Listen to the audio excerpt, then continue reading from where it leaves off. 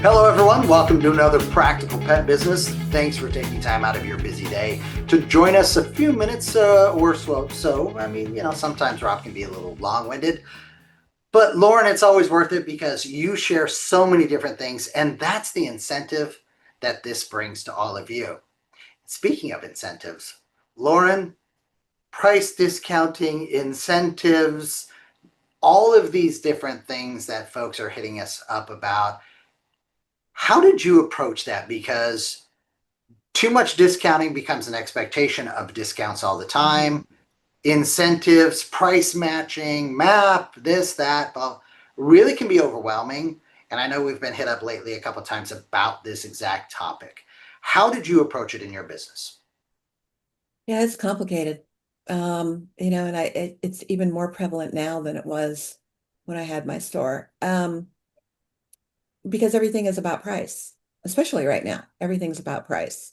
Um, and everybody wants to compete. So if you want to compete and it's about price, what's the inclination to create a sale, a special, a discount, something like that? I didn't discount very often in my store. I had an anniversary sale once a year that was killer and lasted for an entire month, and all the manufacturers participated in. And for that month, I mean the prices were just, I mean, easy six-figure month. Before we were even halfway into the month. From my perspective, that was the big discount. So where that became even more prevalent is I'm somewhat ornery. So I don't like when a customer calls 3 months after the anniversary sale and says, "When's the next sale going to be on this product?" "Oh, well, we just had an anniversary sale 3 months ago." "Yeah, and I stocked up then, but I'm almost out and I want to buy it on sale again." Okay, well, it was a sale, not the regular price. And what happens when you continually discount something is you make that the new regular price.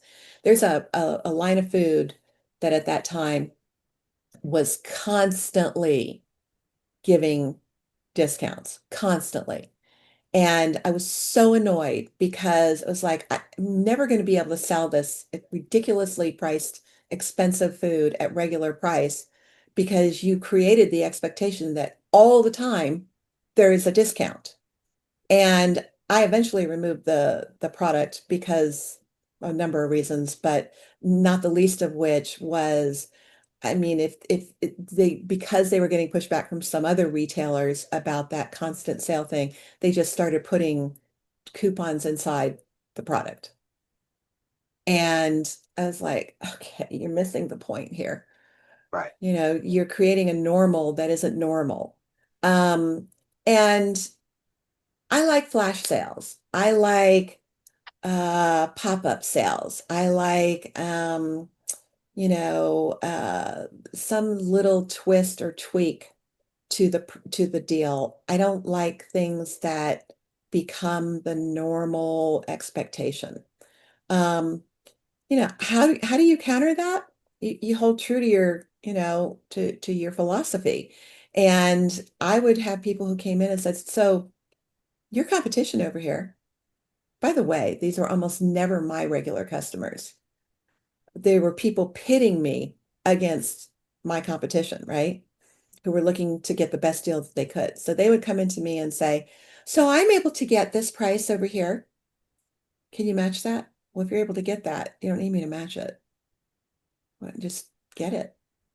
Right. "Well, I'd rather buy it here." Okay, I barely know you. I've seen you in here once, and I'm not trusting this at all. And I was never the person who felt like I needed to have every customer, every single person needed to be my customer. They have their own customer base for reasons. Um, but I wasn't above trying to win over a customer either. But I didn't price match ever, ever. And if they would say, well, why are they able to do that? Well, I was very upfront with people. Maybe they haven't caught that there was recently a price increase, and they haven't adjusted their prices. Maybe, and that happens a lot. Yep. Maybe they have some sort of a promo they're running with the manufacturer, and I'll have a promo at a different time, and they won't have that promo. Um, and I was real upfront with people to tell them I'm not going to price match because it never ends, right? It's like extortion. I need it to be this in order for me to do that. And it's like, no, no, I'm not going to constantly chase this because what happens to my profit margin? If the profit margin is constantly chipmunked away, and it gets smaller and smaller and smaller, I'm not going to be able to open and function on the day to day. I couldn't pay my exceedingly well-trained staff. I couldn't provide the services that I was offering, like free consultations for my customers. Um, those sorts of things that have monetary value, but aren't necessarily being monetized. And so it has to come from somewhere. And I think a lot of people lose sight of what they're actually supposed to do with their profit margin. That's the other thing too. I see profit margins kind of all over the map. When I've been contacted and tried to help some people and said, well, where's your profit margin? They can't tell me succinctly based on a category what that markup is. And they can't even tell me why they can't tell me that. It's like, okay, well, I have two prices. I have an X amount on food, which is just food, regardless of the kind of food it is. This is my percentage of markup. And on everything else, it was Keystone. So it wasn't hard for me to ever know what I was in something for. And at the same time, that still didn't mean that I was going to negotiate with somebody. And it's interesting how people will come in to a store and think that because you're a small business, that they can haggle with you to negotiate the price. And I would look at them and go, would you walk into any other mainstream store? Costco, Nordstrom, any store and want to negotiate the retail price that's on the floor, Target, any of them. Well, no, because I kid you not, this was said more than to me more than one time by different people. No, but they're real businesses. They're real stores. Oh, oh, oh. Uh, I'll bet Excuse you me? wish you had the ejector button at that point. Oof. Yeah, Good thing you couldn't read what was coming across my forehead. yeah, And I said, well, like those stores, I too am a real store. And this is not a swap meet. So yeah. we're not going to haggle and negotiate this. I have overhead, I have brick and mortar overhead, I have all the utility, I have everything that all of those real stores have, I also have. And, it just, it was mind-boggling and insulting. Some of the things that people would try to negotiate their way into. And you have to be okay to let them walk away. Yeah. Because they're ultimately not your customer anyway. They're not anybody's customer. They're chasing the price. So they're completely disloyal. Yeah, and you're not going to outprice all the competition. That's the problem, right? So if it's No, about price, you've already lost. I that's love that correct. you say too, you can get that discount there, go get it there. Like that probably blew a few people's minds. I'm Hmm. like, wait, what? No way. Why would you do that? You have a chance to bet. Price is not how you build loyalty. Right. Stability in price, yes. But flash sales or I'll match wherever. And that is you want to be the most trusted source. You want to be known for the quality source. But I also want to bring up that other part of for those of you who aren't understanding or aren't feeling like they don't get what they're doing. The problem is also with discounting is it's not just the discount you give that may be quick to calculate for you. but it's you have additional costs now to restock, to prep for that, sale, all the rest of that. And, I just pulled up real quick here. Because numbers, I'm a numbers guy. I love seeing numbers, right? So let's just take that $80 bag of dog food that maybe costs $60. Your profit on that's 25% at $20, right? But if I give a 10% discount, because this is where a lot of people go wrong, I'm gonna give 10% discount. Well, okay, so that's an $8 discount. My profit went from $20 to $12 Mhm. just on, top level pricing here. We're not getting into all the labor and all the rest of that stuff. But so my profit went from, you know, 20 to 12. I just lost 40% of my profit. So that 10% discount has now cost me 40%.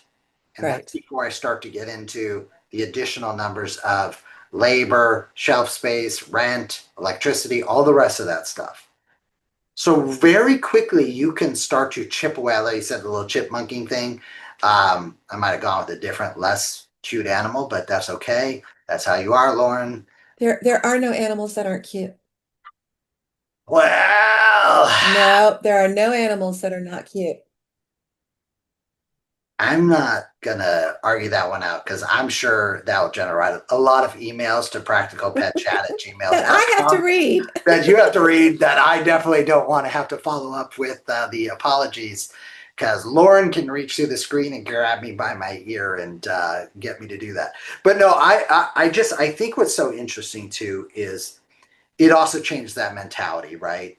And that is never what your store was about. I never walked in thinking, ooh, I'm going to go to 12 different, places and walk in for the 12 different products I want to buy at Lauren's store and go, hey, over here or over there, or over, then go there. I love that you said that because that is so empowering. But here's the weird part too, right? It also changes that mental Sure psyche. does. When I walk in, why am I going here in the first place? Because there's, big boxes online, down the street, etc., that I can go to if I'm price chasing. I'm not quality chasing when I walk. I mean, I'm sorry, I'm not quality chasing when I'm about price only. It's also who you have. And you and I have talked about you have this group as well. Those people, I don't see, now I may see if you had the annual sale, hey, is it time for that annual sale? There are plenty of times where I will look forward and I might hold off. But I always thought you were great about, hey guys, I'm going to have an upcoming sale on this, or I've got an opportunity on that. Again, trust. Again, that trusted source side of it is not just the ingredients in the bags or the quality of what you were selling.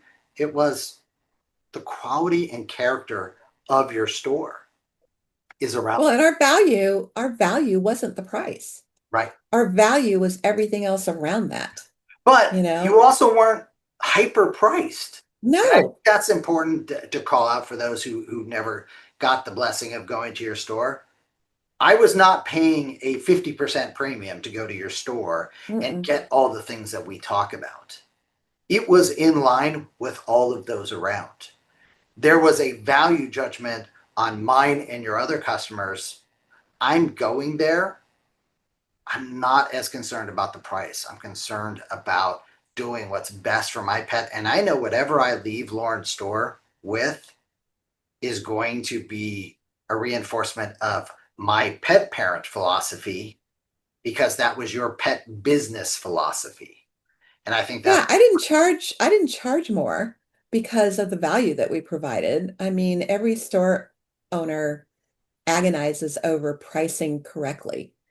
You want to price well enough to get the margin that you need to do the business that you have, to run the business that you have. But at the same time, you don't want to overprice because you don't want to gouge anybody, and you know that everybody is price shopping, and comparing. But you also don't want to be necessarily the lowest. And sometimes we heard that you're like cheaper than this store and that store. I don't want to yep. say, big box stores. And I'd be like, what makes you think that we would be more? Well, because you're a small business, right? We're very conscientious about looking at the pricing of this. So I already felt like our pricing was fair. So I didn't feel like I needed a price match. Right. I felt like, and I would tell that to people, I feel like my pricing's fair, and to save $1, and some people might say, well, for $1, I would have price matched. Well, what makes you think the dollar is where that stops? Because once you do it, much like extortion, you are now in a situation of you did it last time, you did it for me before, and it becomes a bigger issue the second time. The first time Right. it's just mind-blowing for them. The second time they take it as an insult.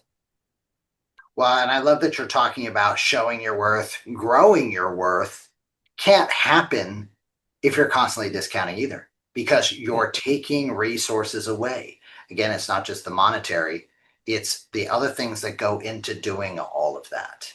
And to your point,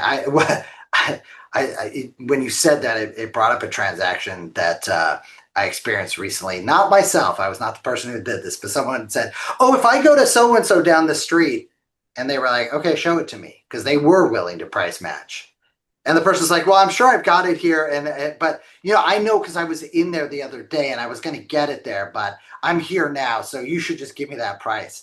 And I was laughing because I was like, "Wow, the gumption on this person to like, you should just trust me because I want a Mhm. discount." There's Uh, lots of gumption out there. It's yeah, amazing what people it think is. Oh it's my okay god, to ask for. Where I heard it the most was in grooming, where people would say, "Oh my gosh, this place over here, they only charge $30." I mean, it became such a running joke in my store that, we all have these little jokes, after the fact, after something happens. We actually talked about, I would never do it because I wouldn't want to, drag another business down. But we talked about putting up a banner out front that said we fix $30 haircuts, because it's like you got what you pay for. You get right? quite a bit more than that here. That's why we're not $30. Yeah, But, it's just it's so fascinating to look at how people cannot wrap their head around why something is the price it is, what goes into it. So for me, the best thing to do is be upfront, right, right. and tell them. Well, and know your value. And Yes. that is, at the end of the day, what your business is. And so if you're discounting and you're price matching, all of those things become a part of what your business is. Is that Yeah. really the worth of your business? Are you a discount business or are you a trusted business? And at the end of the day, um, there was never any doubt in what I saw in your business. It was a trusted business. But as a pet parent, it didn't matter if it wasn't Lauren's business that I was going to. I wanted to always go to a trusted business Mhm. because the minute it became about price, I don't need to leave my chair. I can always find something. Exactly. So why am I getting up? Why am I putting in the effort? Because I trust I'm going to get the best results by going to this business. Price, product, quality, education, all of those things. So, no, I love that. Great discussion today. Hopefully, all of you out there, I know we went probably a little bit longer than we normally do, but this is something we're both so passionate about. Um, if you've got a topic you'd love to see Lauren and I discuss, please send us an email, practicalpetchat@gmail.com. We're always happy to do that. You can leave a comment on any of the different social media networks and all that we're involved in, wherever you listen to your podcast, your vidcast, or any of the other casts out there. Thank you for taking the time out of your busy week to spend some of it with us. We really appreciate you. We know you're building a trusted business. Thank you for trusting us to be a part of your building. We look forward to seeing your success. Share that with us. And as always, thanks for joining us here on Practical Pet Business. Thanks, guys.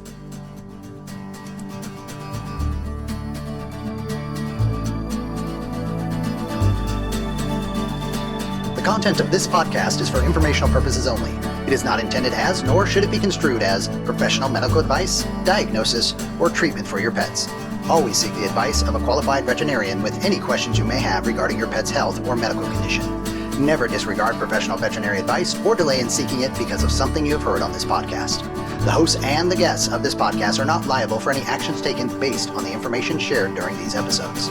Any reliance on the information provided is solely at your own risk. Copyright 2025 Practical Pet Chat, all rights reserved. Unauthorized duplication, distribution, or reproduction of any content from this podcast, including but not limited to audio, scripts, and show notes, is prohibited without prior written consent. The opinions and views expressed by the host and guests are their own and do not necessarily reflect the views of Practical Pet Chat.